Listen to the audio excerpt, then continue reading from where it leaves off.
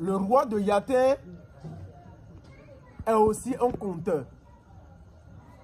Monsieur, il ne croit pas.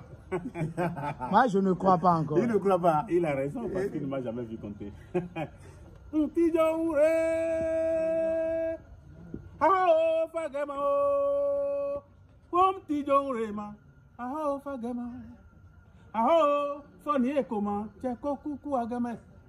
Ni aho falie comment te kokuku agema bo nti jonre aho fagema o nti jonre ma aho fagema o.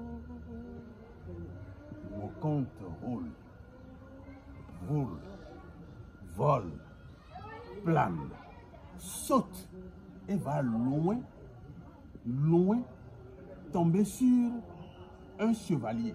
Un chevalier. Si je dis compte, répondez raconte. On va le dire ça. Et je préfère que vous allez dans ma langue. Si je dis Eso, répondez Otigbo. Otigbo, ok. Eso, Otigbo. Eso, Otigbo. Eso, Otigbo. Eso, Otigbo. Eso, Otigbo. Ah, il était une fois un chevalier. Un chevalier qui se rendait dans un village appelé Orokutoko.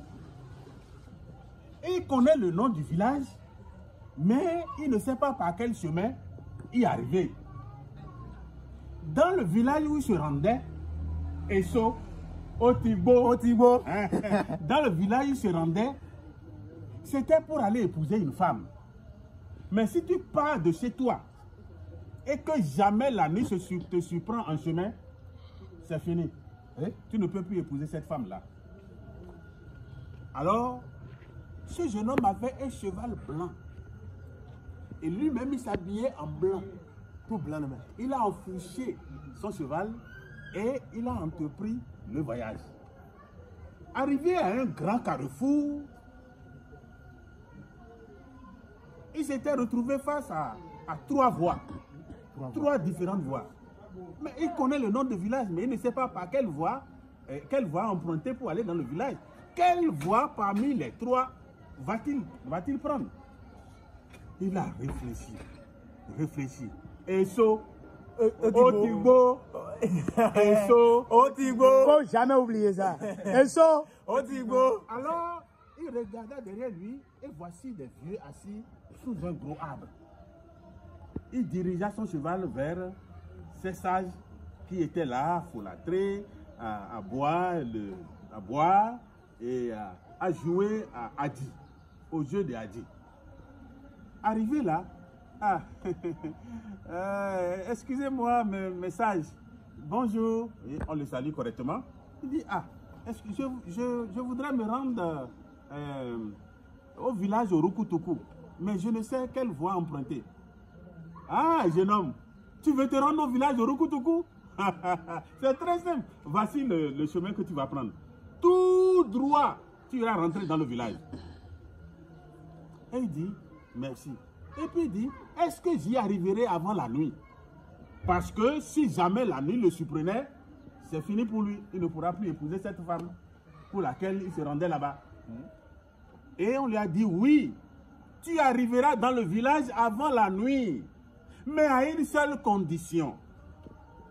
Si tu vas lentement, tu iras avant la nuit.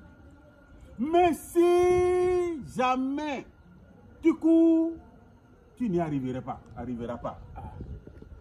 Eso, Otigbo. Et le jeune homme resta là, il réfléchit. Bien, il tourne son cheval, il prend le chemin. Arrivé devant maintenant, il a commencé par réfléchir. Mais ces vieux-là, est-ce que ceux-là sont vraiment sages? Si je ne vais pas dans le village avant la nuit, c'est fini, je vais rater la femme que je vais épouser. Et eux, qui se disent sages, ne savent pas qu'il faut courir pour arriver avant la nuit. Moi, je ne vais pas écouter ces vieux gagas qui ne connaissent rien, qui ne réfléchissent même pas. Il a enfourché son cheval. Glou, gla, glou, gla, glou, gla. Bon, il fouettait le cheval. Eso, Otigbo. Donc c'est comme ça qu'il s'en allait. Ouka, ouka, ouka, ouka, ouka, Jusqu'à lorsqu'il a fait la moitié du chemin, on entendait seulement blow. Le cheval s'est écroulé, lui-même s'est retrouvé loin là-bas. Qu'est-ce qui s'est passé? Il se relève, il vient vers le cheval, il est guillonna, il le bastonna, il est guillonna, il le bastonna. Le cheval ne s'est plus relevé. Comment va-t-il faire pour arriver dans ce village avant la nuit? Et notre chevalier a passé la nuit sous la belle étoile cette nuit-là, ce jour-là. Il n'est plus parvenu au village et la femme qui devait épouser, tout est arrêté là. Voilà la fin de mon conte. Chers amis, dites-moi, entre les vieux sages et lui, regardez le fossé qu'il y a.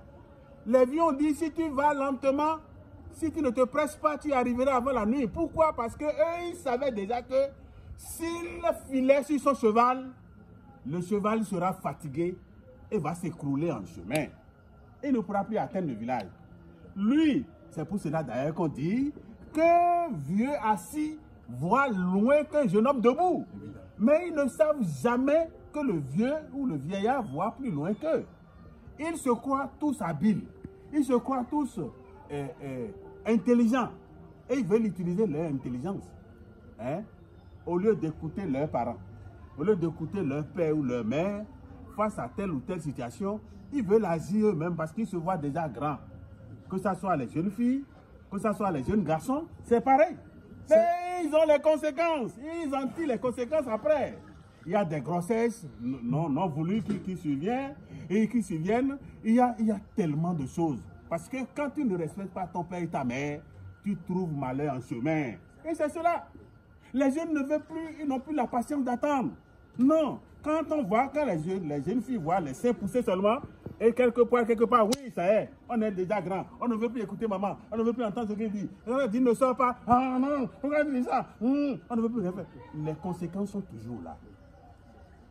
Donc, quand un sage te parle, écoute ce qu'il dit. Si tu l'écoutes, le bonheur, c'est pour toi. Mais si tu ne l'écoutes pas, le malheur, c'est pour toi.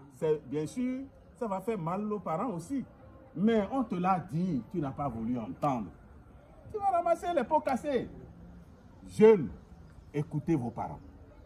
Écoutez vos parents. Respectez ce qu'ils vous disent. Jeunes filles, vous qui n'écoutez pas vos mamans, écoutez-moi très bien. Respectez vos mamans. Car ils ont des expériences que vous n'avez pas. Ils connaissent la vie avant vous.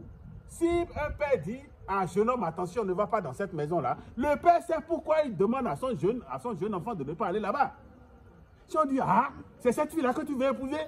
Non, tu ne peux pas épouser une fille dans cette famille-là pour être heureux. Non, papa, c'est elle, je l'aime. C'est elle, moi, je vais épouser. Papa, pourquoi tu dis ça?